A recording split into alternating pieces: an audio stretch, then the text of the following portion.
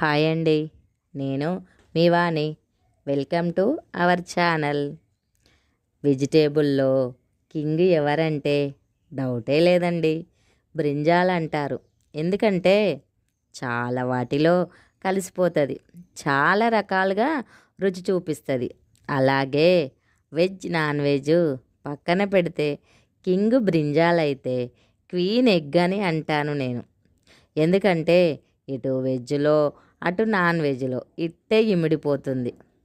ఈరోజు మా ఇంట్లోనండి ఎగ్గు పెసరపప్పులో దూరిపోయింది. ఇది ఎంతమందికి రెసిపీ తెలుసో నాకు తెలియదు, కానీ బాగుంటుందండి. తెలియని వాళ్ళు ఒకసారి ట్రై చేయండి.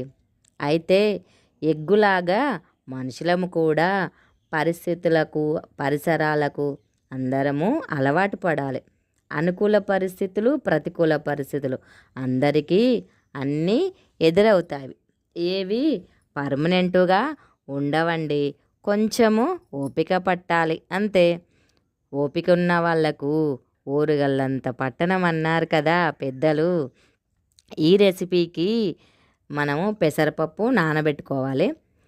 కొంచెం కొన్ని ఉల్లిపాయలు కట్ చేసుకోవాలి. స్టవ్ మీద గిన్నె పెట్టుకొని నూనె పోసి ఉల్లిపాయలు వేసి కొద్దిగా వేగాక మనము నానబెట్టుకున్న పెసరపప్పును వేసి కొంచెము వేగాక కొన్ని వాటర్ పోసి మూత పెట్టి పెసరపప్పు కొద్దిగా ఉడికాక అల్లం పేస్టు, పసుపు వేసి బాగా కలుపుకోవాలి.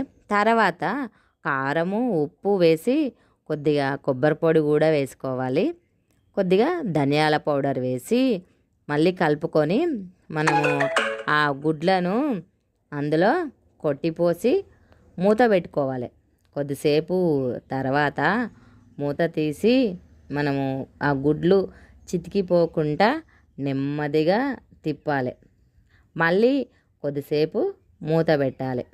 తర్వాత మూత తీసి కొద్దిగా గరం మసాలా వేసి మళ్ళీ కొద్దిగా కలిపేసి స్టవ్ ఆఫ్ చేసుకొని సర్వ్ చేసుకుంటే ఎంతో టేస్టీకరమైన పెసరపప్పు ఎగ్గు రెడీ అండి.